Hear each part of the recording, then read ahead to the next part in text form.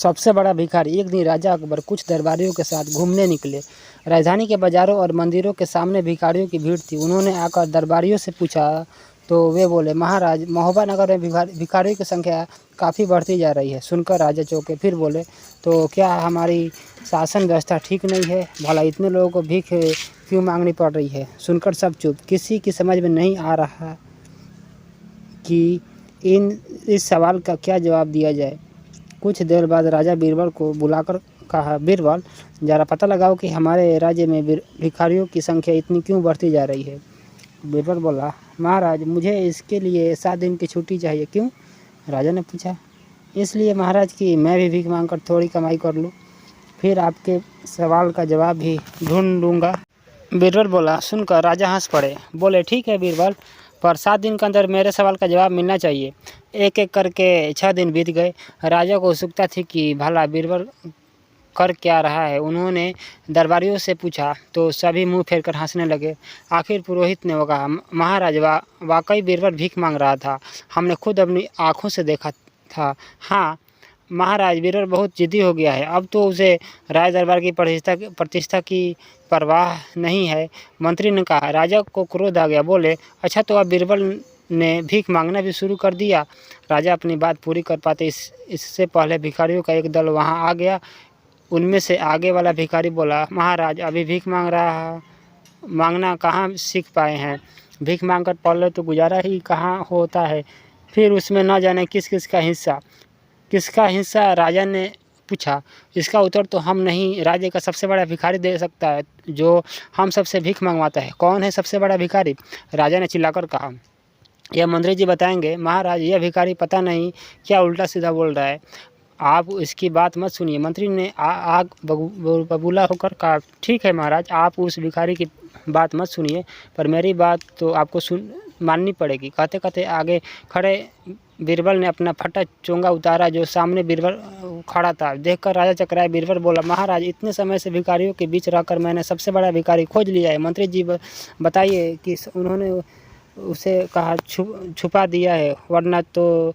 सुनकर मंत्री जी के चेहरे की हवाइयाँ उड़ने लगी। उसने मान लिया कि उसका दूर का रिश्तेदार रघुनाथ जो गिरफ्तार कर लिया। उस देखते देखते राज्य में भिखारी गायब हो गए। मंत्री को कड़ी फटकार पड़ी। उसने आगे से गलत लोगों का साथ न देने की कसम खाई। हर कोई बीरबल की प्रशंसा कर रहा था। पकड़ा गया से बीरबल कई दिन बाद अपने गांव आया तो पता चला कि गांव वाले एक शेर के कारण बहुत दुखी हैं।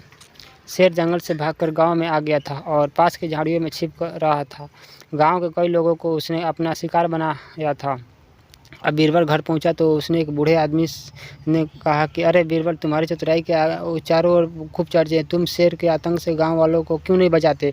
बीरबल चकराया। बोला, लेकिन शेर तो शिकारी पकड़ेंगे, मैं भला इसमें क्या कर सकता हूँ? हाँ, वापस राज दरबार जाऊँगा तो किसी कुशल शिकारी को वहाँ भेज दूँगा, जो आप लोगों को शेर के आतंक से मुक्त कराए। तब तक ये दुष्ट शेर और कईयों के अपना शिकार बना लेगा। जो तुमसे हो सकता है करो, तुम्हारे लिए यह इतना मुश्किल नहीं है। उस बूढ़े आदमी ने थोड़ी नाराजगी से कहा। गांव में एक युवक बीरबल से बहुत जलता था। उसने तीखे अंदाज के साथ कहा, अरे रहने दीजिए, इसकी चतुराई तो राजमहल में चलती है, गांव में आते ही इसकी सारी चतुराई हवा हो जाती है। यह भला क्या करेंगे और क्यों करेंगे? बीरबल कुछ बोला नहीं, चुप रहा।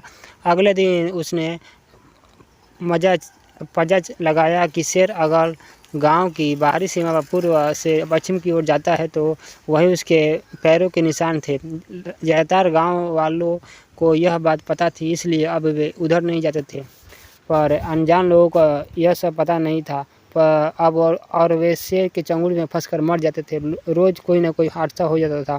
बीरबल ने कुछ देर सोचा, फिर कहा, कुछ नौजवान हाथ में लाठी, रस्सी और फावड़ा लेकर मेरे साथ चले। मैं देखना चाहता हूँ कि वह जगह कौन सी है। शेर नहीं तो जरा शेर के पाँव के ही दर्शन कर लूँ। सुनकर सब मुस्कुराए। आखिर बीरबल सबके साथ उस जगह पहुँचे जहाँ शेर ने ज़्यादा लोगों का शिकार किया था। उसने चारों तरफ नज़रें दौड़ाई, फिर बीच में एक जगह गड्ढा खोदने के लिए कहा।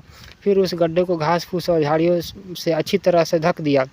गड्ढे के दूसरी ओर एक बकरी बांध दिया। फिर सब एक ऊंचे मचान पर बैठ गए। थोड़ी देर में शेर के आने की आवाज़ सुनकर बकरी में लगी। बकरी जितनी में तेजी से में चिल्ला रही थी, शेर भी उतनी तेजी से पूंछ उठाए उसकी ओर चला आ रहा था। पर थोड़ा आगे अचानक आते उसी गड्ढे में उसका पैर पड़ा और वह धम से उसमें गिर गया। उसी समय पर झटपट गांव के जवान लाठियां लिए आए और शेर को बांधकर एक जंगल में छोड़ आए। फिर जंगल और गाँव के बीच बड़े बड़े कटीले तार लगवा दिए। कुछ दिन बाद छुट्टियाँ खत्म होते ही बीरबल अपने गाँव से राज दरबार पहुंचा। तब तक शेर को पकड़ने का किस्सा भी महोबा नगर में पहुंच चुका था। राजा अकबर ने बीरबल से पूछा, सुना है कि बीरबल तुमने गांव में कोई शेर पकड़ा है, तुम्हें डर नहीं लगा? बीरबल हंसकर बोला, महाराज, राज दरबार में ऐसे ऐसे महान शूरवीरों को व्यंग बाण झेलता हूँ और उन्हें भी बर्दाश्त करता हूँ, तो फिर भला जंगल का एक आदना सा शेर मेरा क्या बिगाड़ लेता? सुनकर महाराज हंस पड़े, परंतु मंत्री और राज दरबारी कुछ झेप गए थे। थैंक यू दोस्तों।